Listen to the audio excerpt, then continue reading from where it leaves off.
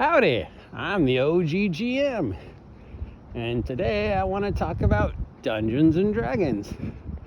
Specifically, I guess, 5th edition Dungeons and Dragons, or maybe just the entire idea of dungeon. Which I feel like we've talked about this before, back when I was at Site A, but we haven't talked about it since I've moved to Site B, so let's talk about it again. So, and Rasputin just said I don't do enough DM tips and I need to do more DM tips. So this one's for you, Rasputin. All right, so what is a dungeon? Because I read this thing, where did I read it? Twitter, I think. And amongst the flaming pile of nonsense that is Twitter was one little statement where a guy was like, I don't like running dungeons. What is something I can run that's like a dungeon that has the same type of conflict and expediency and situations, but isn't a dungeon? And I responded to him, okay, what is it about a dungeon you don't like? And what is it you want to happen? Because here's what it is. If you boil it down to, we don't know why they picked the name Dungeons and Dragons other than the fact it sounds good together. It rolls off the tongue. It's easily brandable. But if you go to the dictionary and look up the definition of dungeon, which is based upon a French word for lower part of a keep, and you read the definition, it's basically jail. That would be the modern day equivalent of dungeon as per its definition. It's a jail. It was a place you put things or people for whatever reason. And something to do with being underground or the lower part of the keep that was often below the dirt. So yeah, it's a jail. I mean, a dungeon is as much, Alcatraz as it is the jail and the sheriff department, as it is the Tower of London. And if you've never been to the Tower of London, it's probably one of the most easily recognizable dungeons. And yeah, it's nothing like the movies, okay? There is no secret doors or wandering monsters or traps or anything. It's a small castle with some towers in it, and those towers had cells in them where they kept prisoners, most notably Anne Boleyn. In fact, I've seen her cell. I saw where she carved her name in the wall and the date of the night before she got beheaded. It's a very sombering image, but it's, does not fill you with the normal idea of trap-laden fun houses that we think dungeons are. So, knowing full well that a dungeon, in regards to our hobby, is not a hole in the... it's a hole in the ground, usually, though sometimes not always. But it's usually pretty big, and usually has more than 2 or 3 rooms, and is usually, very rarely, about prisoners. More often than not, when we think of dungeons, they're actually more like tombs or lost civilizations than prisons. Tomb of the Lizard King, Tomb of the Frost Giant, Tomb of the Dragon Queen. And then the image, the idea that these tombs are filled with traps, well, that comes to us mostly from, the Egyptian pyramids and the booby traps that they found in there to dissuade grave robbers, because the Egyptians were clever and knew, I'm burying this guy with all this stuff. Somebody's going to see it. Somebody's probably going to go, hey, I want to steal that. So let's make sure that doesn't happen. So that's one of the closest equivalents in real life we have to a dungeon as we see it in D&D, a tomb, which would probably be the pyramids. But again, still, it's nowhere close to what we picture in our minds when we say dungeons in relation to Dungeons and Dragons. So if somebody says they don't like a dungeon, is it that they just don't like a underground tomb? Is it that they just don't like the idea of, four walls, and that a dungeon is a confined space where lots of pre-planned and random shit happens? All we bring to the table when we're designing dungeons is the idea that it's going to be bigger than just 2 or 3 rooms, usually. And there's going to be nonsense in it. There's going to be monsters. There's going to be treasures. There's going to be some traps. There might be some, weird trick. There might be some big bad guy at the end, or some MacGuffin treasure at the end. And it's going to be probably more towards Indiana Jones and Disneyland than it is towards just a jail or a tomb. So defining a dungeon, which is what I guess my point is here as I'm rambling, as I'm walking through Site B. And I've done this before.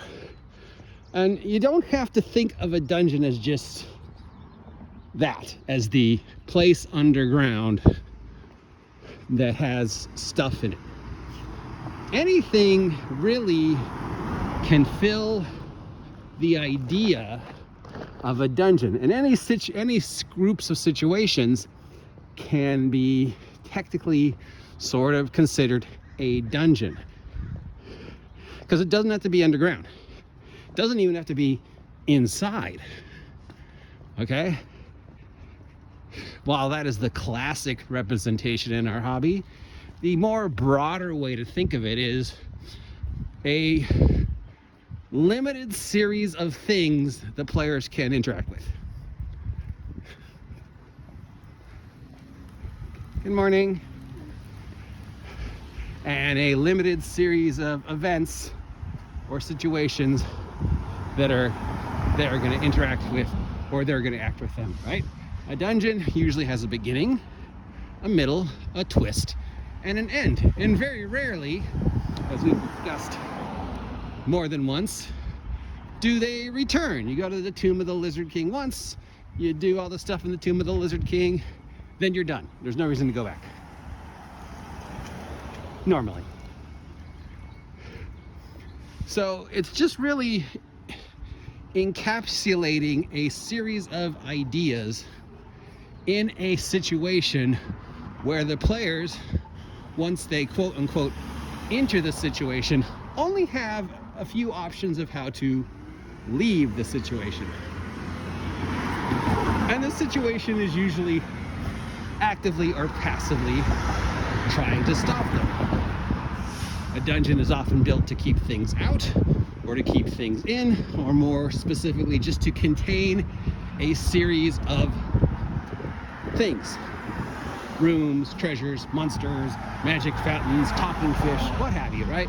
That could be outside, that could be in space, that could be in a city, that could be anywhere. It's just this idea that we have these things that sort of provide a limited group of options for you to encounter. There's no necessary order that you can do them in. There's usually multiple paths. There's the freedom to have them happen in certain, orders or not orders. But generally, again, there's a beginning or an entrance, a series of things, or a middle, and then a final before they leave a dungeon.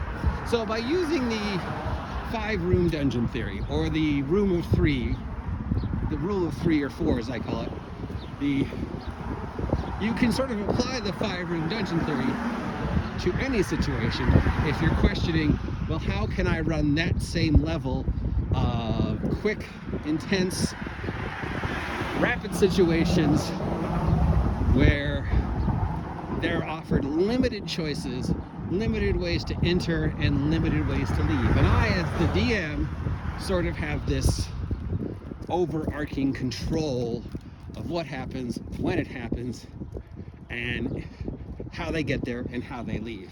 Okay? So technically, a dungeon could be a haunted house. Entrance, beginning, middle, end. Reason for being there, reason for leaving. Once it's done, you don't really have to go back unless you want to sell the haunted house. How come no player characters ever turn around and resell the places once they've cleared them out? Because I bring that up all the time. It's like, well, this is ours now, right? I'm going to sell it. So yeah, a haunted house is a dungeon. A spooky forest or dinosaur jungle situation would be a dungeon. Again, only so many ways they can get into the forest jungle, only so many paths they can take. There are dangers, but there's only so many dangers, and they can happen in a certain order, and then there's a payoff, and then they leave. I've even argued that the Death Star, in the terms of Star Wars, was a dungeon. Our heroes arrive, they go through a series of encounters, and although they're presented with several options, really there's only 3 or 4 options that they actually ever take, and all roads sort of lead to that final confrontation between Vader and Obi-Wan. So yeah, technically the Death Star as we see it in Star Wars is a dungeon, because it's a small, it's the size of a moon, but it's still, there's only so many ways in, there's only so many ways out, there's only so many things that are going to happen, and once you leave and blow it up or whatever, there's really no way to go, really no reason to go back. So if you don't like dungeons, it's fine. It doesn't always have to be going to the trap monster-filled pit. The problem is thinking of it, you instantly have this idea. But if you just sort of remove that idea and just think in the terms of what are the things I want to happen? Is there a series I want them to happen in? Are there options for them to do different things? And then just work from there. Because, it could even just be a series, an encounter in a building or a city street. A building on fire could technically be a dungeon because you have a timer, you have a limited amount of exits, a limited amount of things to do, and you're constantly being chased by the wandering monster, which is the fire. So let's go back to the 5-room dungeon idea and how you could just apply it to pretty much any situation. All right, so room number 1, why are you there? How did you get there? Why are you there? What is the goal? Okay, what is the MacGuffin? And if we're using our example of Star Wars, why are we there? We're there to rescue the princess. Why? Well, because it's the right thing to do. She's going to give us a lot of money. She sent this MacGuffin to get a wizard, and Luke has the hots for her, without realizing that she's his sister, because she wasn't his sister. But we're not going to get into that. Okay. Encounter number 1. Spaceships, tractor beam, landing, sneaking out. Avoiding the wandering monsters. Right?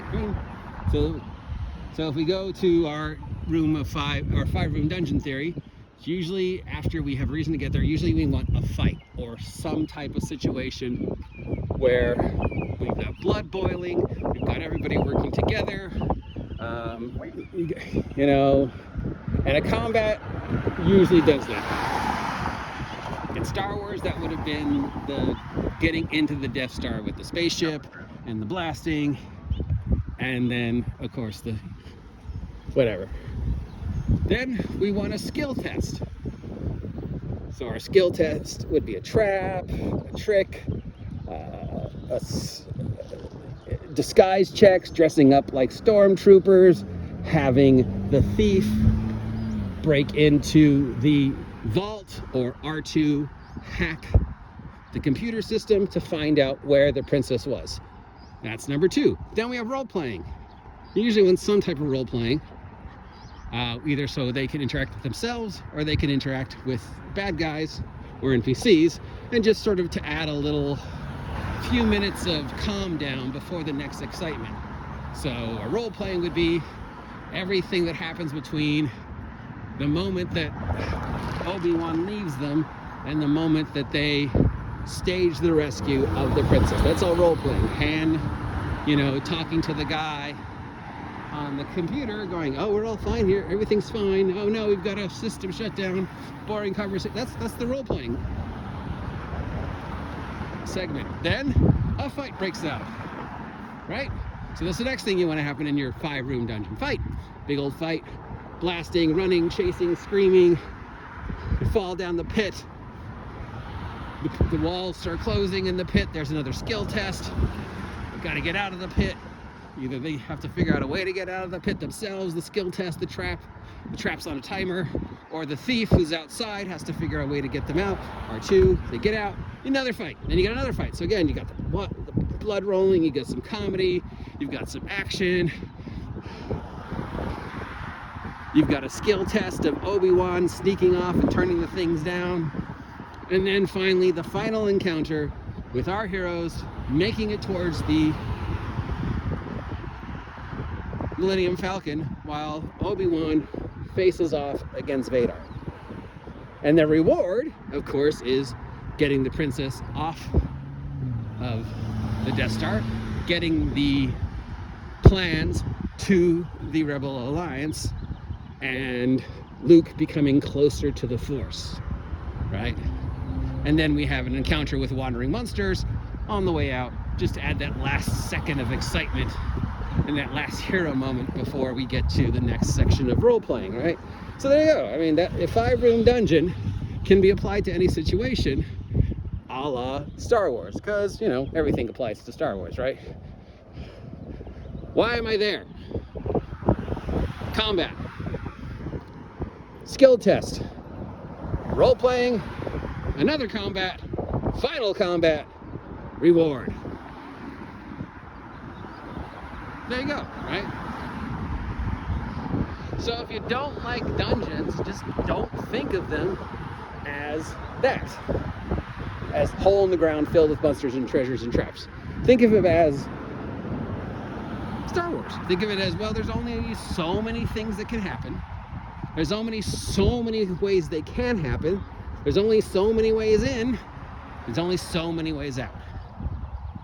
Now people are going to argue, no, the Death Star is not a dungeon. The dungeon is X. If you look at the definition of dungeon, it's X. Well, the definition of dungeon is jail. Okay? It's a medieval jail. It's a hole in the ground with a door. Sometimes they kept prisoners there. Sometimes they stored wheat there. It's a hole in the ground with a door. That is a dungeon. The Tower of London is a tower. And at the top of that tower is a locked door. And inside that locked door is a room where they kept prisoners or stored stuff. So yeah, a dungeon does not have to be this complex underground thing. If all you're looking for is a series of situations to get the game moving and to tell whatever it is the adventure is that they're interested in doing, it can be anything. As long as it just has that idea of, well, there's only so many choices. There's only so many ways I can solve this puzzle. I can do this, I can do this, I can talk to this guy, I can disarm this trap. There's a big fight, a little fight, a little fight, a big, and it doesn't have to happen in any correct order. It's just a series of things that have to happen. So yeah, that's what I think a dungeon is. And if you're designing a dungeon and you don't like the idea of hole in the ground, there are other ways to look at it, especially for a starter. And in closing, don't forget that other people have paved the way for you, and there's literally hundreds and hundreds and hundreds of pre-existing documents for our game with adventure ideas and adventure generators and random tables and pre-printed modules and pre-printed adventures. So feel free to, look at the other stuff and go, I like this idea, or I don't like this idea, blah, blah, blah. That, my friends, is what I think a dungeon is. Maybe I'm wrong, but that's how I look at it. Just a series of, a small enclosed series of events that may or may not happen to the players, but there's only so many ways in, and there's only so many ways out, and there's usually a beginning, middle, and end. That's it. I will talk to you later. See ya.